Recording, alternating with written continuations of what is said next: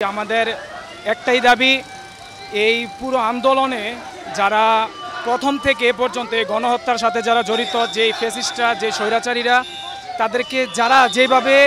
সহযোগিতা করেছে তাদেরকে সুষ্ঠু বিচারের মাধ্যমে তাদেরকে ফাঁসি নিশ্চিত করতে হবে এবং যারা দেশের বাইরে পালিয়ে গিয়েছে তাদেরকে ফিরিয়ে এনে ফাঁসি কার্যকর করতে হবে এবং আমাদের মধ্যে যারা আহত তাদেরকে সরকারি খরচে আপনার চিকিৎসা করতে হবে এবং আমাদের যে বাংলাদেশের যে সুষ্ঠু পরিবেশ, এই যারা এগুলার বিরুদ্ধে এখন আবার মাথাচাড়া দিয়ে ওঠার চেষ্টা করছে তাদের বিরুদ্ধে আমরা আমাদের আজকের এই কর্মসূচি অবস্থান করছি। যে সকল